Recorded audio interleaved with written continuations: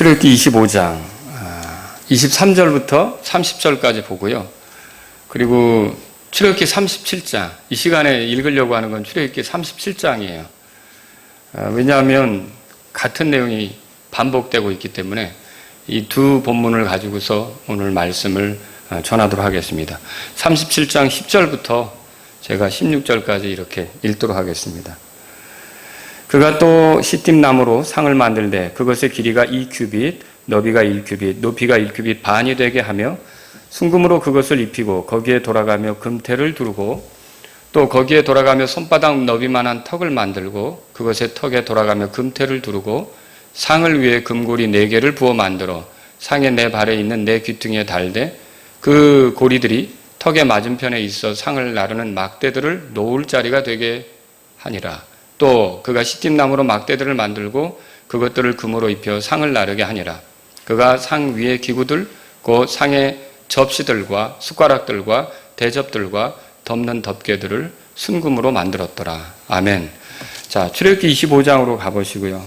여러분이 이게 같은 내용이기 때문에 우리는 오늘 25장 23절부터 30절로 이렇게 보면서 말씀을 전하도록 하겠습니다. 자, 여기 너는 23절 다 같이 한 절만 읽어볼까요? 계속 우리가 반복해서 읽겠지만 읽겠습니다. 너는 또한 시팀나무로 상을 만들되 그것의 길이가 2규빗, 너비가 1규빗, 높이가 1규빗 반이 되게 하며. 자, 상을 만들려고 그랬죠. 그래서 오늘 제가 이 상에 두는 게 또 빵이거든요. 그래서 제목은 빵상. 이렇게 뭐 옛날에 개역 성경을 통해서 우리가 얘기한다면 떡상 그랬지만 제가 빵상 이런 제목으로 여러분에게 말씀을 드리겠습니다. 자, 성막 안에는 기구들이 있는데 모두 몇 개가 있느냐? 7개가 있습니다. 7개. 물론 어떤 분들은 이제 6개라고 합니다. 6개라고 할 때는 그 지성소에 있는 증언궤하고 그 증언궤 뚜껑 역할을 하는 게 있었죠. 그 긍휼의 자리. 이거를 그 하나로 이렇게 보아서 6개라고 하죠.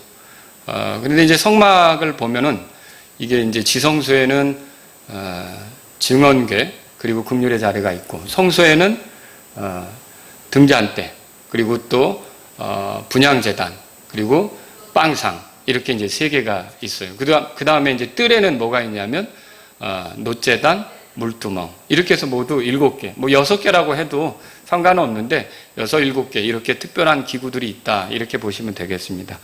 그런데 오늘 우리가 이제 빵상을 살펴보려고 하는데 빵상은 레위기 24장 6절에 의하면 뭐라고 말하냐면 그 순수한 상 이렇게 불러요. 순수한 상. 그게 순수한 상. 자, 이 빵상은 어디다 두느냐면은 성소에 들어갔을 때 성소는 동쪽에서부터 들어가잖아요. 동쪽에서 들어갔을 때 북쪽에다 두는 거예요. 북쪽에다. 그 맞은편에는 이제 등잔대가 있고 남쪽에 그 다음에 이제 가운데는 분향제단이 있겠죠. 이런 식으로 이제 북쪽에다 두는 것입니다. 오늘 제가 여러분하고 함께 이 빵상을 살펴보려고 하는데 이 빵상 위에 두는 빵 이거를 그 히브리인들은 임재의 빵이다 그렇게 불러요. 임재의 빵. 왜 임재의 빵이라고 하느냐면 이 빵은 항상 하나님 앞에 있게 하면서 또 이 빵 자체가 하나님께서 그들과 함께 하신다는 그런 표시가 되기 때문에 그런 것들을 보여주기 때문에 이걸 이제 임재의 빵이다 이렇게 말한다고 합니다. 자, 오늘 제가 빵상에 대해서 여러분에게 살펴보려고 하는데 몇 가지를 이렇게 정리해서 말씀드릴게요. 첫 번째로는 빵상의 재료입니다. 빵상의 재료가 뭔가? 자, 빵상은 이렇게 되어 있습니다. 23절, 24절을 같이 읽으려고 합니다. 23절, 24절. 다 같이 읽겠습니다. 시작. 너는 또한 시팀나무로 상을 만들되 그것의 길이가 2규빗, 너비가 1규빗, 높이가 1규빗 반이 되게 하며 순금으로 그것을 입히고 거기에 돌아가며 금태를 두르고. 자, 그 빵상의 원래 재료는 시팀나무입니다. 그 시팀나무인데 이거를 금으로 싸는 거예요. 말하자면 금으로 이렇게 덮는 거죠. 그런 형태예요. 이게 뭐와 비슷하냐면 증언궤를 만들 때하고 동일한 방식이다 이렇게 보시면 되겠습니다. 그리고 빵상은 이런 증언궤와 마찬가지로 역시 그리스도를 보여줍니다. 여러분 우리가 이거 성막에 대해서 공부할 때 처음에 이 성막이 뭘 보여주느냐 이제 그 질문에 우리가 답을 찾았잖아요. 성막은 다른 게 아니라 그리스도가 어떤 분인지를 보여준다 그랬어요. 또 한편으로는 성막을 통해서 교회의 모습도 찾을 수가 있고요. 성막을 통해서 성도들의 모습도 우리가 발견할 수 있다고 그렇게 했잖아요. 그래서 이 성막에서 있는 기구들 역시 그렇게 이제 그리스도를 보여준다고 할 때 증언궤가 그리스도를 보여주는 것이라면 이 빵상도 동일하게 그리스도를 보여주는 것이다. 이렇게 이제 생각하시면 되겠습니다. 근데 이 빵상이 증언궤와 마찬가지로 시팀나무로 만들어지는 건데 겉에는 순금으로 이렇게 덮잖아요. 말하자면 순금으로 덮는 건데 이건 그때도 말씀을 드렸을 거예요. 그리스도의 두 가지에 대해서 이렇게 보여준다. 그래서 그분의 시팀나무 같은 경우는 인성에 대해서, 그리고 순금에 대해서는 그분의 신성에 대해서 보여준다 그랬는데, 이게 그리스도께서 비록 육체로 오셨지만, 보세요. 시팀나무지만 금으로 싼 것처럼 그리스도께서 육체로 오셨지만 그분 안에는 하나님의 신격이 충만하다는 것을 우리가 이제 볼 수 있는 거예요. 그래서 골로새서 2장 9절을 보면 예수님을 표현할 때 이렇게 표현했어요. 그분 안에는 하나님의 신격의 모든 충만이 몸으로 거하고. 그러니까 그분 몸에 대해서 말했는데 몸은 육체를 얘기하잖아요. 근데 그분이 육체로 오셨지만 우리와 같은 사람으로 끝나는 게 아니라 그분은 하나님의 신격이 그 육체 안에 충만히 거하시는 그런 분이다. 이렇게 표현하고 있어요. 그래서 이 빵상도 예수님을 보여준다. 그리스도를 보여준다. 그렇게 말씀드릴 수 있습니다. 두 번째로 빵상의 크기에 대해서 설명할게요. 23절 보죠. 23절 다시 한번 읽겠습니다. 시작. 너는 또한 시팀나무로 상을 만들되 그것의 길이가 2규빗, 너비가 1규빗, 높이가 1규빗 반이 되게 하며. 자, 제가 지금 읽은 것들은 출애굽기 37장에도 나오는 내용이에요. 그래서 아까 읽었기 때문에 우리는 지금 출애굽기 25장을 보면서 말씀을 나누고 있는데, 여기 보니까 길이가 2규빗, 너비는 1규빗. 이렇게 보면은 증언궤보다는 좀 작다는 것을 우리가 알 수 있어요. 그러나 높이는 증언궤하고 같습니다. 그래서 1규빗 반 정도 이렇게 되는데, 우리가 이거를 오늘날 치수로 계산하면 약 70cm가 좀 안 되는, 약 70cm가 안 되는 그런 정도의 크기라고 보시면 되겠죠. 공교롭게도 이게 성경에서 성막의 기구들을 설명할 때 항상 증언궤 다음으로 소개되는 거. 그게 뭐냐? 빵상이에요, 빵상. 여기 출애굽기 25장에도 그랬고요. 출애굽기 37장에도 그렇고요. 출애굽기 40장에도 그렇고요. 민수기 4장에도 가면 그렇고요. 항상 증언궤가 소개되면 그 다음에 또 이어서 곧바로 소개되는 게 빵상이다. 그렇게 볼 수 있어요. 자, 우리가 증언궤에서 뭘 발견했냐면 그 하나님과 이스라엘 간의 그 교제. 그러니까 내가 너와 만난다 그랬잖아요. 그 교제. 그리고 너와 대화한다 그랬잖아요. 그래서 우리가 하나님과 이스라엘과의 교제, 이것을 발견할 수 있는 장소가 그 긍휼의 자리, 이거라는 걸 우리가 살펴봤단 말이에요. 근데 그걸 설명하고 곧바로 이어서 지금 빵상을 설명하는데, 이 빵상도 동일하게 하나님과 이스라엘의 교제, 그리고 나아가서는 이게 오늘날 하나님의 자신의 성도들과 하나님과의 교제에 대한 것들을 보여주고 있다. 그렇게 말할 수가 있어요. 자, 이런 그 교제 관계를 설명하기 위해서 지금 성도와 하나님과의 교제 관계를 보여주기 위해서 빵상이 지금 사용되고 있다. 이렇게 보시면 되겠습니다. 자, 그러면 세 번째로 빵상의 모양에 대해서 설명을 하겠습니다. 자, 24절에서 25절에 보면 그 빵상에는 금태가 있는 것을 이렇게 알 수 있어요. 24절, 25절 같이 읽겠습니다. 시작. 순금으로 그것을 입히고 거기에 돌아가며 금태를 두르고 그것에 돌아가며 손바닥 너비만한 턱을 만들고 그것의 턱에 돌아가며 금태를 두르고. 그러니까 빵상이 이렇게 있다면 거기에 손바닥 너비만한 턱을 더 튀어나오게 만드는 거예요. 만들고 그건 어떻게 또 태를 둘러서 이렇게 금태로 이렇게 둘렀다는 거죠. 자, 이건 이 테두리라고 하는 건 뭘 말합니까? 그 위에 올려놓은 것이 쉽게 떨어지지 않도록 그런 역할을 하는 거죠. 거기에 올려놓은 것이 쉽게 떨어지지 않도록 하는 거예요. 자, 그 위에는 뭐가 있는데요? 빵 12개가 올라가 있잖아요. 자, 이 빵 12개가 어떻게 보면 하나님의 백성인 이스라엘 12지파의 모습을 보여준다고 할 수 있거든요. 근데 이런 것들이 떨어지지 않도록 말하자면 테두리를 이렇게 치는 거예요. 자, 그러면 이 테두리는 그것이 떨어지지 않도록 지키고 보호하는 그런 주님의 손길을 의미한다, 이렇게 말할 수 있는데, 오늘날 제가 이 빵상이 그리스도를 보여준다 그랬죠? 그리스도는 자신의 성도들을 지키시는 분이시다, 보호하시는 분이시다.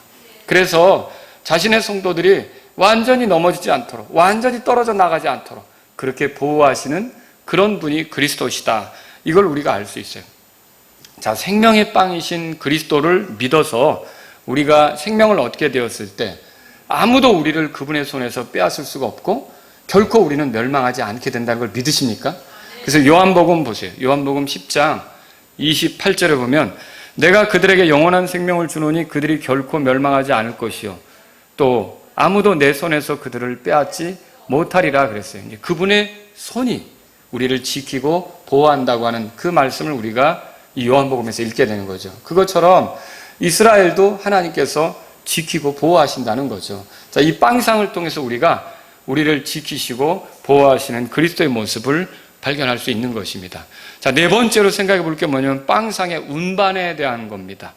자, 증언계를 운반할 때는 어떻게 했습니까? 그 증언계 네 귀퉁이에 고리가 있었죠. 그리고 그 고리에 끼우는 금으로 된 그런 막대기들이 있었지 않습니까? 이런 것들을 연결해서 결국은 제사장이 어깨에 메고 이렇게 움직이는 것이었던 거거든요. 자, 그럼 여기 26절, 27절에 보세요. 여기 빵상은 어떻게 움직였는가? 운반할 때 26절 다 같이 읽겠습니다. 상을 위해 금고리 4개를 만들어 상의 네 발 위에 있는 네 귀퉁이에 달되 그 고리들이 턱의 맞은편에 있어서 상을 나르는 막대들을 놓을 자리가 되게 할지니라. 저기 이 모습은 증언계하고 비슷해요. 그죠? 다만 혹시 여러분이 그림을 보실 수 있는지 모르겠는데요. 자, 이게 그림을 보면 그 발이라는 표현이 여기 나와요, 성경에. 그러면 이건 뭐냐면 증언계는 그야말로 그 괴짝이에요. 상자로 돼 있단 말이에요. 근데 빵상은 그렇지 않고 발이 있는 거예요. 발이. 그래서 오늘날 식탁같이 돼 있는 거죠. 근데 그 발이 있는 거기에 말하자면 고리를 달아가지고 금으로 한 막대기들을 껴서 운반할 때 이렇게 썼다, 그렇게 보시면 되는 겁니다. 여러분, 이것은요, 그 빵상도 언제든 이동이 필요하다면 이동을 위해서 이게 그 고리가 있고 막대가 있어야 된다는 걸 보여주는 거 아닙니까? 자, 이건 뭐예요? 이스라엘 백성이 광야 생활하는 동안 한 곳에만 머무는 게 아니라 계속 이동해 갔잖아요. 자, 그러면 이 이동을 주장하는 분은 누굽니까? 하나님이시죠. 구름 기둥, 불 기둥으로 이들이 나아가야 될 때 그게 움직이게 하시고 또 멈춰야 될 때는 멈추게 하시고 이렇게 하는 거예요.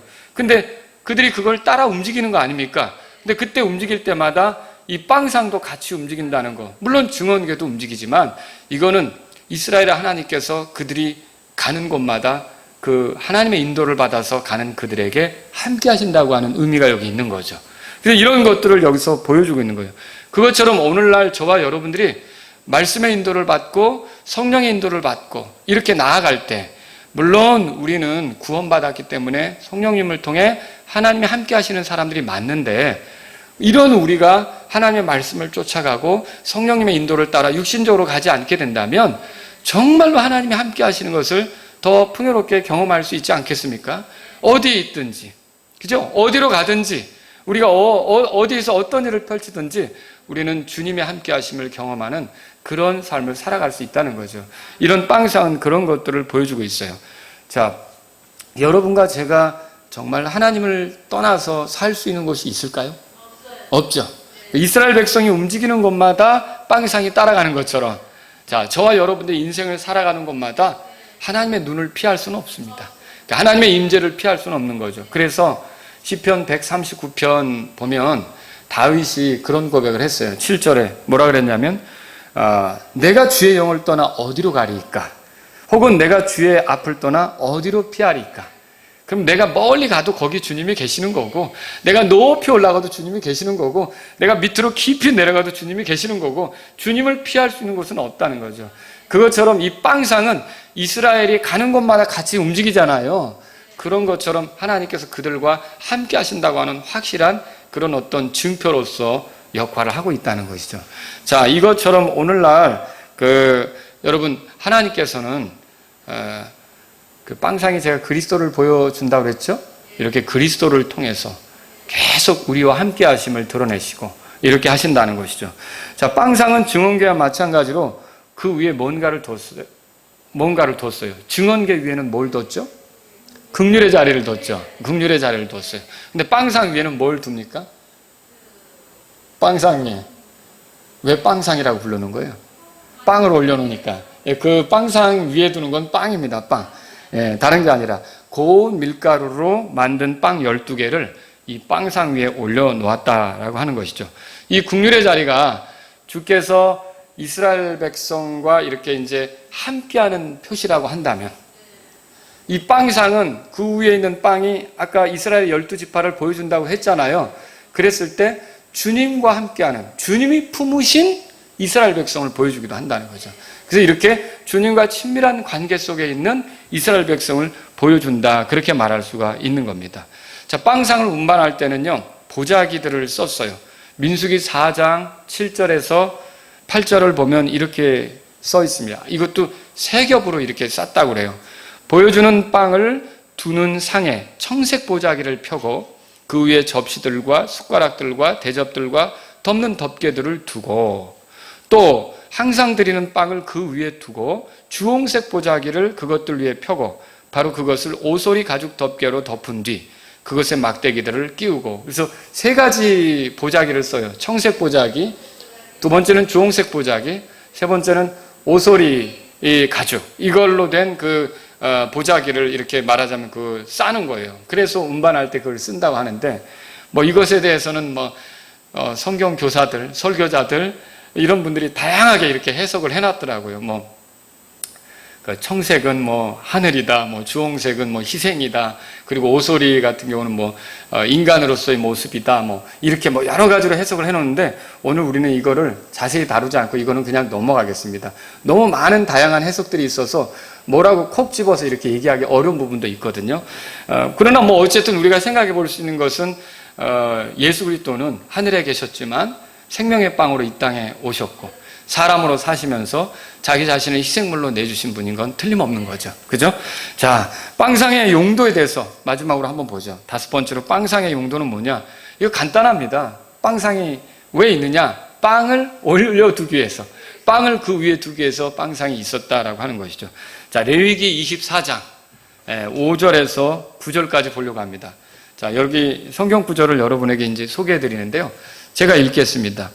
너는 고운 밀가루를 취하여 그것으로 납작한 빵 12개를 굽되 빵 하나에 10분의 2 에바를 쓰고 주 앞에 순수한 상 위에 한 줄에 6개씩 두 줄로 그것들을 진열하라. 너는 또 순수한 유향을 각각 줄 위에 두어 그것이 기념물로 곧 불로 예비하여 주께 드리는 헌물로 빵 위에 있게 할 것이며, 그는 계속해서 안식일마다 그 빵을 주 앞에 진열할지니 그것은 영존하는 언약에 의해 이스라엘 자손에게서 취한 것이니라. 그 빵은 아론과 그의 아들들의 것이 될지니 그들은 그것을 거룩한 곳에서 먹을지니라. 그것은 영속하는 법규에 의해 불로 예비하는 주의 헌물 중에서 그에게 지극히 거룩한 것이니라. 아멘. 자, 이게 레위기 24장 5절에서 9절에는 그 빵상 위에 두는 빵을 이제 어떻게 만드는 건지, 그리고 또 어떻게 진열하는 건지, 또 이게 나중에 거기서 물리면 어떻게 해야 되는지, 이런 것들을 소개하고 있어요. 자, 보여주는 빵은요, 24장 5절에 보니까 고운 밀가루를 취해 납작하게 구워 만든다고 그랬어요. 아주 밀가루를 완전히 곱게 빻아서 이렇게 만드는 것이죠. 또 빵 하나에는 10분의 2 에바를 사용한다고 그랬어요.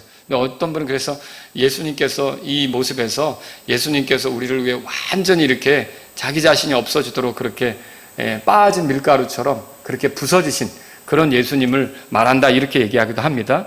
여기 빵 하나에는 10분의 2 에바를 사용하는데 1에바가 얼마냐 궁금하죠?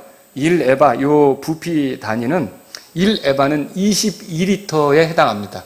여러분, 우리가 석유 이렇게 살 때 보통 한 통 이렇게 하면 20리터 나온다고 하잖아요. 그런 정도의 양, 그런 정도가 1에바에 해당하는 거예요. 근데 여기에 그 10분의 2 에바라고 성경에 표현되어 있네요. 그죠? 24장 5절에 보니까 10분의 2 에바라고 했기 때문에 약 4리터, 4.4리터 정도 되는 그런 밀가루로 빵 하나를 굽는다고 생각하시면 돼요. 그렇게 해서 빵을 구워서 납작하게 하는데, 피자 드셔보셨죠? 그런 식으로 납작하게, 피자 이렇게 납작하게 빵을 구워서 12개를 만들어 거기에다 이제 올려놓는다, 이렇게 보시면 되겠습니다. 자, 이 12개를 만드는데 6개씩 2줄로 둔다고 그랬어요. 근데 이게 이제 이스라엘의 12지파를 생각나게 한다고 그랬죠. 여러분, 증언교회에 있는 긍휼의 자리가 아까도 말씀드렸지만 이스라엘과 함께 하시는 하나님을 보여준다면, 이 빵상의 빵은 하나님과 함께하는 이스라엘을 보여주고 있다는 거예요. 아시겠죠? 하나님과 함께하는 이스라엘. 이렇게. 그래서 이런 하나님과 이스라엘은 아주 특별한 관계 속에 있다, 이런 것들을 보여주는 것이죠. 그런데 여러분, 하나님께서는 언제나 누가 그분과 함께할 때 자기 의로, 자기의 어떠함으로 하나님과 함께할 수가 없게 하셨어요. 자, 우리가 우리 의로 하나님과 함께하겠다고 나가면 우리는 더러운 존재라 하나님에게 진노를 당할 수밖에 없는 거예요. 그럼 우리가 정말 하나님과 함께 하려고 할 때 우리에게 필요한 건 뭘까요? 우리에게 필요한 건 뭘까요? 하나님과 우리 사이에 중보자 역할하는 예수 그리스도가 필요한 거죠. 도대체 누가 예수 그리스도 없이 하나님과 함께 할 수가 있어요? 그죠? 우리가 하나님께 나아갈 때는 우리 스스로 나아가면 하나님 받을 수가 없어요. 그러나 우리가 예수 그리스도와 하나가 돼서 예수 그리스도를 의지해서 나아가면 하나님은 어떻게 하십니까? 우리를 받아주죠. 그럼 여기 빵상도 역시 우리가 이게 뭘 보여주느냐? 자, 이게 주의 백성을 보여주는 것이지만 주의 백성 자체로는 사실 하나님하고 함께 할 수가 없는 거예요. 뭐냐면 그리스도가 있어야 되는 거예요. 그리스도를 통해서만 이 백성이 하나님과 함께 할 수 있는 거죠. 그럼 이 빵은 뭘 보여주느냐면 1차적으로는 그 주의 백성을 보여주기도 하지만 이 주의 백성을 품고 있는 그리스도를 보여주고 있다고 할 수 있는 거죠. 그러니까 그리스도 안에서만 우리가 하나님과 함께 할 수 있다. 여러분, 그렇게 생각할 수 있는 거예요. 그래서 이 빵상의 빵들은 다 누구를 보여주는 거냐? 자, 모든 성도들을 품고 있는 예수님을 보여준다, 그렇게 말할 수 있는 거죠. 그래서 이게 하나님과 우리 사이에 그 빵상 위에 있는 빵을 이해하는 게 필요합니다. 그래서 성도들을 품고 하나님 앞에 서시는 그리스도를 보여준다, 이렇게 보시면 되겠어요. 자, 실제로 우리가 이런 힌트를 어디서 발견하냐면 예수님의 가르침 속에서 발견해요. 신약 성경에 보면 오병이의 기적을 행하신 뒤에, 자, 이스라엘 백성은 만나를 먹고 광야에서 살았다. 그러면서 이제 온 인류를 위해 예수님께서 자기 자신을 뭐라고 소개하냐면 하늘로부터 내려온 생명의 빵이라고 소개하는 게 있어요. 그러니까 이 생명의 빵을 취해야만 그 사람이 하늘로부터 오신 그분과 함께 하늘로 들어갈 수 있는 거예요. 하나님 아버지와 가까워질 수 있는 거죠. 자, 그래서 요한복음 6장에 보세요. 요한복음 6장 48절에서 51절까지 보면 제가 읽어드릴게요. 내가 곧 생명의 빵이로다. 누가 한 말이죠? 예수님이 하신 말씀이에요. 너희 조상들은 광야에서 만나를 먹었어도 죽었거니와. 근데 50절에 보세요. 예수님 말씀하세요. 이것은 하늘로부터 내려온 빵이니. 하늘로부터 내려온 빵이라고 그랬어요. 아까는 생명의 빵이라고 그랬고, 사람이 그것을 먹으면 죽지 아니하리라. 자, 그 먹는다는 말이 뭐예요? 그 믿는다는 거예요. 믿는다는 거예요. 받아들인다는 거예요. 그럼 생명의 빵을 받아들인다는 건 누구를 받아들인다는 거예요? 예수님을 받아들인다는 거죠. 예수님을 믿는다는 거예요. 그러면 그 빵이 그 사람 안에서 생명이 되는 거예요. 예수님이 그 사람 안에서 생명이 되는 거죠. 그래서 죽지 아니하리라 그랬고요. 51절에 나는 하늘로부터 내려온 살아있는 빵이니. 예수님이 자기 자신을 나는 하늘로부터 내려온 살아있는 빵이다, 그렇게 말씀하셨어요. 그러니까 예수님이 하나님과 우리를 가깝게 하는 빵이라는 것을 여기서 보여주고 있다는 거죠. 사람이 이 빵을 먹으면 영원히 살리라. 내가 주고자 하는 빵은 곧 세상의 생명을 위해 내가 주고자 하는 내 살이로다 하시니라. 이건 갑자기 살을 준다는 표현을 썼는데, 여러분, 예수님께서는 우리를 위해 희생당하시고 죽으신단 말이에요. 그렇지만 우리가 이제 그 죽임당하신 예수님을 나의 구주로 믿고 그분을 의지할 때 그분은 어떻게 되느냐? 내 안에서 생명이 되고 내가 하나님하고 가깝게 살아갈 수 있도록, 그 영원한 생명을 누리며 살아갈 수 있도록 인도해 주시는 분이 되신다는 거죠. 여기 보여주는 빵 있죠. 빵상 위에 있는 보여주는 빵은요, 누가 먹을 수 있느냐? 제사장이 먹을 수 있다고 그렇게 돼 있어요. 자, 우리가 아까 읽은 그 말씀 보면 안식일마다 이 빵을 교체했습니다. 빵상에서 물린 빵은 누가 먹느냐? 제사장들이 먹는 거예요. 제사장들이 이것을 거룩한 곳에서 먹었어요. 하나님께서는 이 빵을 하나님의 테이블, 그러니까 성수 안에 그 하나님을 위한 테이블을 차린 거잖아요. 거기에 이 빵을 올려놓게 했는데 이게 이스라엘 백성이 먹을 수 있는 그 빵을 올려놓은 거예요. 이게 굉장히 의미가 있습니다. 어떤 의미가 있느냐? 자, 하나님께 드린다고는 했는데 하나님이 실제로 그걸 먹고 배가 부릅니까? 그건 아니죠. 그냥 하나님께 보여드리는 의미로서 하나님이 취한다고 하는 거예요. 그런데 실제로 그 빵은 누가 먹느냐? 이제 제사장들이 먹는 거죠. 그러면 하나님이 원하는 그 빵하고 이스라엘 백성이 먹는, 제사장이 먹는 그 빵하고 같은 빵이란 말이에요. 다른 게 아니란 말이에요. 이건 뭘 말합니까? 여러분, 사람이 친교할 때 같은 거 먹잖아요. 자, 결혼식장에서 뷔페에 참여하면 우리가 하객으로 갔는데 다 같이 기뻐하는데, 다 같이 교제하는데 음식 먹는 게 다릅니까? 그렇지 않죠? 같은 거 먹죠. 그러니까 하나님께서 이렇게 이스라엘 백성이 먹는 그 빵을 자신에게 보이도록 그 상에 올려놓도록 한 것은요, 이 빵을 통해서 하나님은 어떻게 하시냐면 이스라엘 백성과 그 교제하고 가까운 사이라는 것, 친밀하고 친교하는 사이라는 것을 드러내고자 하시는 거죠. 그 이스라엘 백성하고 굉장히 친교하고 가깝게 지내는 그런 분이시라는 걸 이 빵을 통해 보여주고 있다는 거죠. 자, 하나님하고 우리가 친해지는 데 있어서, 자, 같은 빵을 사용한다 그랬잖아요. 그러면 하나님하고 우리가 친해지는 데 있어서 같이 필요한 존재가 있어요. 하나님께도 필요한 존재, 우리에게도 필요한 존재. 누구죠? 예수 그리스도예요. 예수 그리스도예요. 그 예수 그리스도가 생명의 빵이 되는 거예요. 하나님께서는 예수 그리스도를 취하심으로 예수 그리스도를 의지하는 자들을 받아주시는 거예요. 아시겠죠? 그리고 우리는 그 하나님이 인정하시는 예수 그리스도를 믿음으로 하나님께 받아들여져서 하나님하고 가까워지는 거죠. 그러니까 하나님과 우리 사이에는 누가 있는 거예요? 마치 이스라엘 백성과 하나님 사이에 그 빵상 위에 있는 빵이 놓여 있는 것처럼 하나님과 우리 사이에는 예수 그리스도가 계시는 거죠. 그래서 그 빵으로 인해 하나님과 이스라엘 백성이 굉장히 친밀한 사이에 있는 것처럼 그 보여지잖아요. 그것처럼 우리는 그리스도로 인해 하나님과 우리가 굉장히 친한 사이라는 것을 알 수 있게 되는 거죠. 세상에 수없이 많은 사람이 있는데 여러분, 그리스도를 믿고 의지하는 사람이 하나님하고 제일 가까운 사람들이에요. 여러분, 그렇게 믿으십니까? 하나님하고 제일 친한 사람들이에요.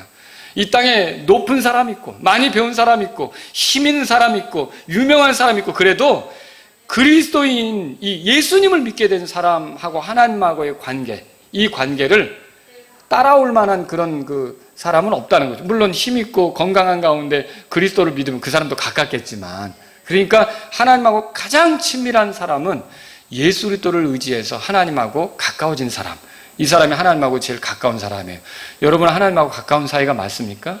예, 그분은 우리가 그분께 올 때 종이라고 생각해서 나아가죠. 그죠? 근데 그분은 우리를 친구처럼 여기시잖아요. 뿐만 아니라 이제 우리를 아내로 생각하셔서 정말 가깝게 두시려고 하잖아요. 이렇게 아버지가 아들 안에 있고 또 아들이 아버지 안에 있는 것처럼 우리도 그분 안에 있도록 그렇게 해서 온전히 가깝게 이렇게 있게 하려고 하는, 그게 하나님의 계획 아닙니까? 그래서 이 예수 그리스도는 하나님과 우리가 얼마나 가까운 사이인지 보여준다는 거죠. 여러분, 누가 나랑 이렇게 친할까? 여러분, 하나님이 이 예수님을 통해서 제일 가까운 사이라는 걸 좀 눈을 뜨시면 좋겠어요. 낙심할 필요도 없고 절망할 필요도 없다라고 하는 거죠. 자, 이제 하나님께서 이 빵을 일주일 뒤에 안식일에 이제 새 빵으로 교체하잖아요. 그럼 거기서 나온 빵을 누가 먹게 합니까? 이제 제사장들이 먹게 하는 거죠. 제사장들이. 이거는 굉장히 교제하는 것과 관계가 있어요. 자, 여러분, 그 하나님께서 우리를 그 빵으로 초대하는 거, 제사장들이 그 빵을 먹게 하는데, 이건 뭐와 같으냐면 하나님께서 우리를 친밀한 자리로 초대하는 것과 같아요. 혹시 여러분, 다윗이 굉장히 친한 친구가 있었는데 요나단이라고 들어보셨죠? 근데 다윗이 왕이 된 뒤에 요나단에게 호의를 베풀려고 사울의 집에서 남아있는 자를 찾았잖아요. 그때 누구를 만났냐면 다리를 저는 무비보셋을 만났단 말이에요.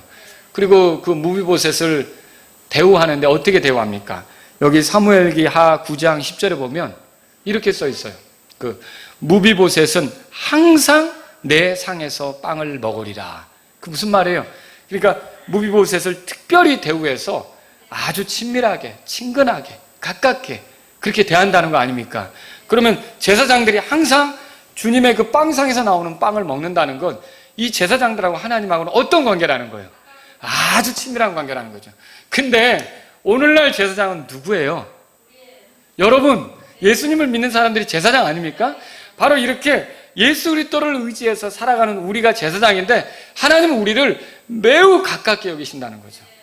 그만큼 여러분들이 이 말씀을 통해서 내가 하나님과 가까운 사람이다 라고 발견하셨다면 제발 하나님하고 거리두기 하지 않기 바랍니다. 아무리 이 코로나로 인해 사회적 거리두기를 해도 하나님하고는 거리두기를 하지 않기를 바랍니다. 더 시간을 갖고 하나님을 찾으세요. 더 말씀을 읽으면서 하나님이 어떤 분인지 알려고 하세요. 더 기도하면서 하나님의 뜻대로 살아가면서 하나님의 뜻을 구하고 그 하나님하고 더 친밀한 것을 누리려고 하는 저와 여러분들이 될 수 있기를 주의 이름으로 바랍니다. 특히 이 빵이 나오면요, 빵이 나오면 제사장들이 먹는데 제사장들이 같이 먹는 거예요. 그죠? 자, 이러면서 제사장들은 어떨까요? 하나님하고의 유대도 아주 그 깊은 사람들로 드러날 뿐만 아니라 제사장끼리도 어때요? 같은 빵을 먹잖아요. 여러분, 회식하는 거 왜 하는 거예요? 친해지려고 하는 거잖아요. 같이 먹으면서 친해지는 거잖아요. 하여튼 밥 먹는 횟수가 많아질수록 친해지는 거예요. 그래서 제일 가까운 사이는 가족이잖아요. 왜 가족이 가까운 거예요? 밥 먹는 횟수가 많죠. 그렇죠? 밥을 자주 먹으니까 친해지는 거죠. 그 제사장들도 같이 그 빵을 먹는 거예요. 그러면서 제사장들 간에 어때요? 유대가 강화되는 거예요. 자, 여기도 굉장히 중요한 그림이 들어있어요. 우리는 다 제사장이라 그랬어요. 우리가 어떻게 친해집니까? 우리가 어떻게 더 가까워집니까? 교회 안의 성도들이 일치가 되고 아주 돈독한 유대 관계를 형성하고 가까워지는 비결이 어디 있습니까? 바로 그리스도를 먹는 거예요. 그리스도에 대한 말씀을 나눠 먹는 거예요. 이렇게 주일날 혹은 수요일날 이렇게 하나님 말씀을 전할 때 예수님이 선포되는 거 아닙니까? 이 예수님에 대해서 성도들이 같이 들으면요, 이게 복잡한 얘기 안 해도요, 점점점 어떻게 되느냐면요, 그 말씀으로 인해 유대가 형성이 되는 거예요. 그리고 강하게 되는 거죠. 서로 친밀해지는 거죠. 이게 같이 예배를 자꾸 드리다 보면, 하나님 말씀을 듣다 보면 성도들 간에 어떻게 되느냐면 가까워지는 거예요. 아주 자연스럽게 이 성령님에 의해서 친숙해지는 거죠. 이런 원리를 여기서 발견할 수 있다. 그래서 하나님은요, 이 빵상을 통해서 뭘 보여주느냐면, 먼저는 하나님과 우리가 가깝게 되는 것, 그리고 이 빵을 누리는 제사장들 간에 서로 가까워지는 것, 이런 것들을 여기서 보여주고 있다. 이렇게 보시면 되겠습니다. 자, 그리고 여기서 이제 빵상에서 나온 빵을 먹을 때 한 가지 특이한 게 있어요. 보통 우리가 먹을 때 앉아서 먹잖아요. 서서 먹으면 뭐라 그래요? 왜 그래? 누가 쫓아와? 앉아서 먹지? 막 이러잖아요. 그죠? 밥 먹을 때 서서, 우리 가족 중에 누가 식탁에 다 차려놨는데 서서 밥 먹으면 여러분 보기 좋아요? 왜 그러는 거야 도대체? 불안하게 앉아서 먹어 이러잖아요. 근데 이 빵상에서 나온 빵을 먹는 제사장들은요, 앉아서 먹을 수가 없어요. 왜 그럴까요? 성소 안에는 의자가 없어요. 그 안에는 그 앉는 자리가 없는 거예요. 그러니까 그 빵을 서서 이렇게 먹는. 그러면 여러분, 이건 뭘 보여줍니까? 언제든지 무슨 다른 행동을 할 수 있도록, 이 섬김 가운데 갑자기 언제든지 다른 행동을 할 수 있도록 그렇게, 그런 가운데서 먹는 거란 말이죠. 여러분, 출애굽할 때 이스라엘 백성은 허리에 띠를 띠고 출발하기 위해서 서서 막 준비 다 하고 먹잖아요. 그런 것처럼 제사장들도요, 언제든지 떠날 준비를 하고 이렇게 먹는 것과 같다라고 하는 거죠. 자, 오늘날 우리가 이렇게 그리스도의 말씀을 취하면서 하나님을 섬기는 사람들로 살아가는데, 이거는 언제든지 예수님께서 우리를 이제 취하러 오시면 떠나갈 준비를 하고 살아야 된다는 거죠. 여러분, 주님 만날 준비 되셨습니까? 언제든지 주님이 오시면, 내가 주님이 이제 가자라고 하면, 예, 잘 오셨습니다 주님, 너무 기쁩니다 주님, 가겠습니다라고 이 떠날 준비가 된 그런 사람들로서 살아야 된다는 거죠. 뭔가 미련이 남아서, 뭔가 애착이 남아서 조금 천천히 오시지 그랬어요, 이게 아니라 우리는 언제든지 주님이 오라 하시면 그렇게 갈 준비가 된 그런 종들로서 주님을 섬기는 것, 이게 그리스도인들의 모임이 돼야 된다는 것을 이 말씀을 통해서 보게 된다는 거죠. 자, 30절에 보세요. 30절 오늘 본문에 보면, 하나님께서는 빵상 위에 두는 빵을 자신 앞에 두는 것이라고 표현했어요. 30절 우리 같이 읽어볼까요? 너는 그 상 위에 보여주는 빵을 두되 항상 내 앞에 둘지니라 그랬어요. 내 앞에 둘지니라. 자, 이것은 그 빵 위에 주님의 임재가 있다는 의미예요. 주님의 임재. 그래서 아까 임재의 빵이다 그랬잖아요. 주께서는 늘 이 빵을 보신다는 거죠. 자, 이렇게 말할 때 이 빵이, 제가 아까 계속 이 빵이 그리스도, 그리고 그리스도가 품고 계신 성도라 그랬잖아요. 그러면 거기에 그게 내 앞에 있게 한다고 그랬는데 이게 무슨 말이에요? 오늘날 우리에게 적용해 보면요, 항상 그리스도께서 그분 앞에서 우리를 위해 중보하시면서 우리를 품으시면서 우리가 그분 앞에 있도록 그렇게 중요한 역할을 해주시는 분이 그리스도라는 걸 보게 되는 거죠. 그 그리스도를 통해 우리는 늘 주님의 임재 속에 있는 거고요. 하나님의 임재 속에 있는 거고요. 우리가 이런 것들을 발견하는 거죠. 자, 이제 보여주는 빵은요, 주께서 광야에서 이스라엘에게 만나를 주어 먹게 하셨으며 또 가나안 땅에서 필요한 양식을 주어 먹게 하셨던 것을 기념하는 것이에요. 자, 그들이 이런 빵을 만든다는 것은 어떻습니까? 하나님이 주시지 않으면 만들 수 없잖아요. 그 고운 밀가루를 얻을 수 있게 하셔야 이런 빵이 나오는 거 아니에요. 그러니까 이런 빵 자체는 하나님이 우리의 공급자시고 우리가 먹을 수 있게 하시고 우리가 누릴 수 있게 하셨고 이런 분이시다라는 것을 이 빵을 통해 드러내는 거죠. 그래서 이들은 이제 우리의 공급자이시고 인도자이시고 우리를 채워주시는 이 하나님과 우리는 매우 가까운 사이라는 걸 이 빵상의 빵을 통해서 계속 표현하고 또 하나님이 함께 하시는 것을 인정하고 가는 그런 삶을 살게 되었다는 것이죠. 자, 오늘날은 그런데 어때요? 우리가 어떻게 공급받습니까? 하나님을 통해서 공급받으면서 그리스도를 통해 하나님과 가까운 삶을, 생명의 빵이신 그리스도를 통해 하나님과 가까운 삶을 살아갈 수 있다는 것이죠. 이런 걸 발견할 수 있어요. 그리고요, 제사장들은 이 빵을 먹을 때 다른 것을 먹지 않습니다. 그러니까 우리가 빵 먹으면서 다른 거 이렇게 반찬처럼 먹고 그런 게 아니라 오로지 이 빵만 먹는 거예요. 이게 뭘 얘기하고 있습니까? 오늘날 우리가 이렇게 서로 친교로 유대가 강화되는 게 오늘날은 점점 그리스도 외에 별다른 것들 있잖아요. 세상에 재미있어 보이는 그런 유치한 것들 있잖아요. 이런 것들을 자꾸 교회 안에 끌어들여서 서로 유대를 강화시키려고 하는 그런 움직임이 있는데 정말 제사장과 제사장, 성도들과 성도들을 강화시키는 그런 그 좋은 친교는 다른 게 아니라 그리스도를 알아가는 거예요. 예수님을 알아가는 거예요. 예수님을 서로 알아갈 때 거기에 충분한 교제가 있고 거기에 서로 같이 그 그리스도 안에서 깊은 유대가 형성되는 것을 이 말씀이 우리에게 보여주고 있다라고 하는 것이죠. 그래서 만약에 이 예수님을 제껴놓고 그냥 세속적인 방법으로만 서로 가깝게 되려고 노력한다면 그건 하나님으로부터 멀어지는 길이 될 거고요. 그죠? 또 이제 그 성도들 간에도 유대가 깨지는 그런 일들이 생길 수 있다는 것이죠. 자, 그래서 우리는요, 오늘날 그리스도를 의지하고 생명의 빵이신 그리스도를 의지하고 그리스도를 보여주는 말씀을 의지하며 또 성령님께서 우리를 이끄시는 대로 이렇게 유대를 이루어가는 저와 여러분들이 되어야 된다는 걸 발견합니다. 또 29절 한번 읽어보세요. 29절. 자, 25장 29절. 너는 그 상의 접시들과 숟가락들과 덮는 데 쓰는 덮개들과 대접들을 만들 때 순금으로 그것들을 만들지니라. 자, 여기 접시는 이 상으로부터 빵을 거둘 때 제사장들이 그걸 이제 옮길 때 그 빵을 올려놓을 때 사용하는 것으로 보여지고요. 이제 이 빵은 이 빵을 이렇게 이제 제사장들이 먹을 때 접시에 받치고 먹는 이런 걸로 이제 생각이 됩니다. 그 다음에 숟가락과 대접은 향유를 붓는 것과 관계가 있는 도구고요.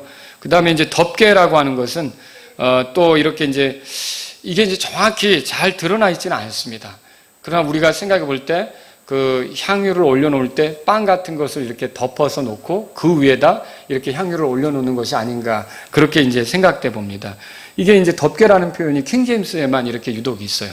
그래서 우리가 이거를 이제 그런 식으로 보는데 어쨌든 이 모든 도구들이 다 순금으로 만들어진다. 이것을 발견할 수 있죠. 자, 이 말씀을 통해서 우리가 오늘 정리하고 넘어갈 것 몇 가지가 있습니다. 첫 번째는 뭐냐면 하나님과 우리를 가깝게 하는 분은 그리스도시라는 거죠. 여러분 그렇게 인정하십니까? 내가 뭘로 하나님하고 가까워지려고 해도 소용없는 거예요. 자, 내가 그리스도 안에 있을 때 그리스도께서 나를 품으실 때 내가 그리스도를 통해서 하나님과 가까워질 수 있는 거죠. 바로 이 빵이 그리스도를 보여주기도 하고 하나님 백성을 보여주기도 하는데, 이런 그 하나님의 임재가 그 가운데 있는 거예요. 그런 것처럼 우리가 그리스도를 통해서 하나님과 친해질 수 있고 가까워질 수 있다는 것을 발견하는 거죠.